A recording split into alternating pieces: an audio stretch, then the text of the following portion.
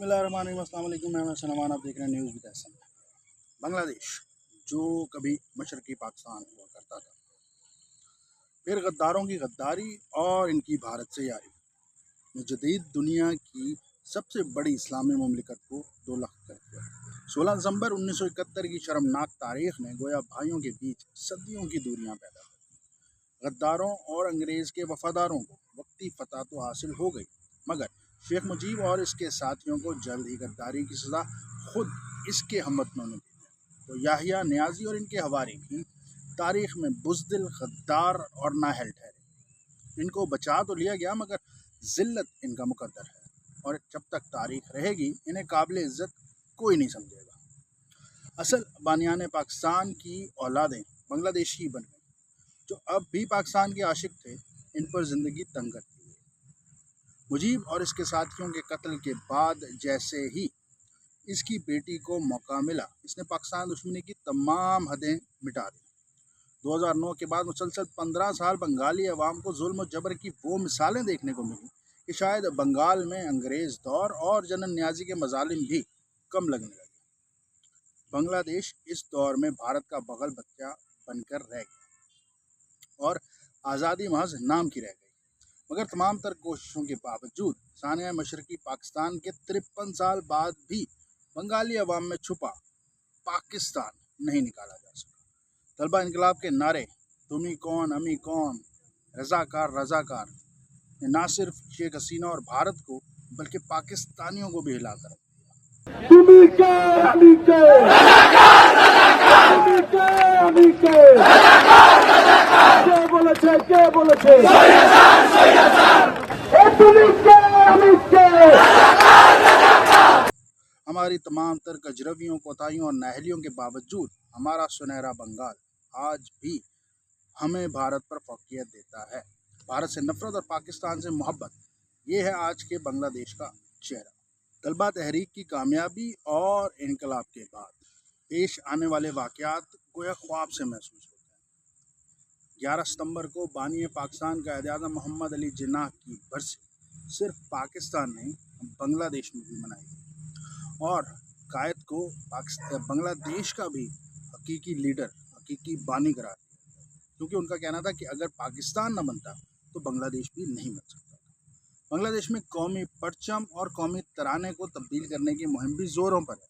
बंगाली अवाम का ये कहना है कि कौमी तराना भारत की तरफ से 71 में ज़बरदस्ती थोप दिया गया था, और रविंद्रनाथ टैगोर का ये कौमी तराना किसी भी तरह बंगाल की, मशरकी बंगाल की जो नुमाइंदगी नहीं करता।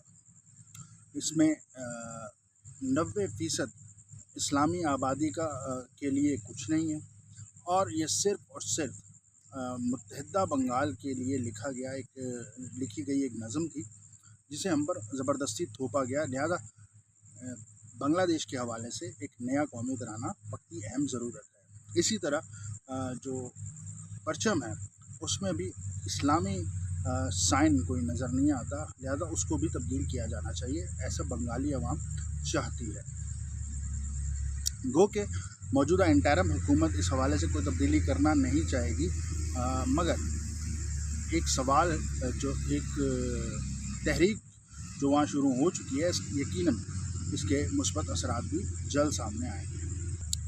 और बंगाल से आने वाली अब तक की सबसे बड़ी खबर, बंगाल यूनिवर्सिटी के सीनियर वाइस प्रोफेसर शाहिदुज़्ज़मान ने यह प्रपोज़ल पेश किया है कि भारत के ख़तरे से मुकम्मल आज़ादी और ख़ुद मुख्तार ख़ारजा पॉलिसी बनाने के लिए बांग्लादेश को पाकिस्तान से एटमी मुआहदा करना चाहिए।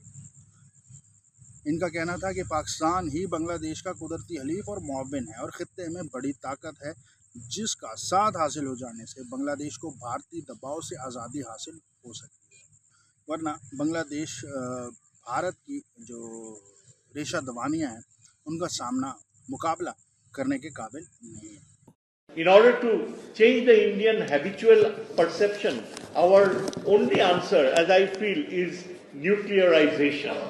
Nuclearization does not mean that we have to be a nuclear power. Nuclearization, I mean that we have to develop a nuclear treaty with our former adversary Pakistan.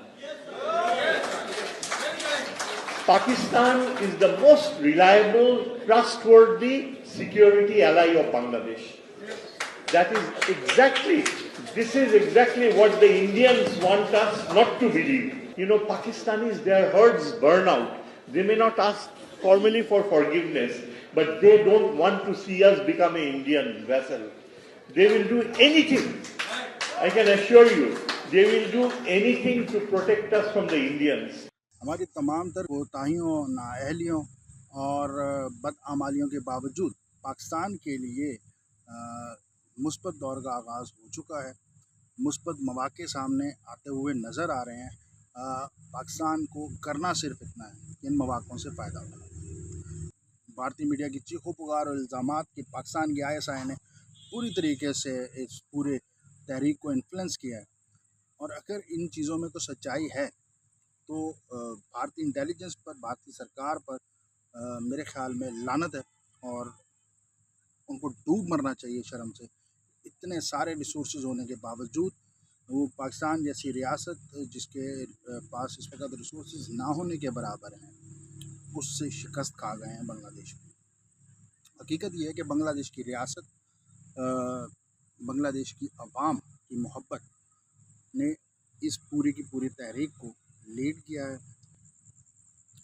ये वो ख़बरें हैं जो पाकिस्तान के लिए बहुत मुस्बत पैगाम लेकर आ रही हैं ख़ित्ते के तनाज़ुर में।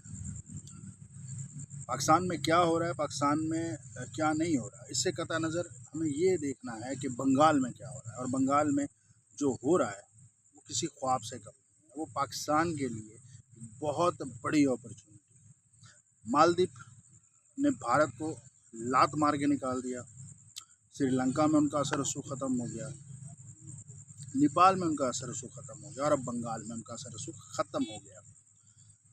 इस तनाजुर में पाकिस्तान के लिए एक बहुत ज़बरदस्त वो चांस नज़र आता है कि अगर हम अपनी खारजा पॉलिसी को इस्तेमाल करें तो हम बहुत बेहतरीन अंदाज से इस खत्ते में एक बहुत बड़ी ताकत बनकर उभर सकते हैं। अब तक के लिए इतना ही। देखते रहिए न्यूज़ विद एहसान।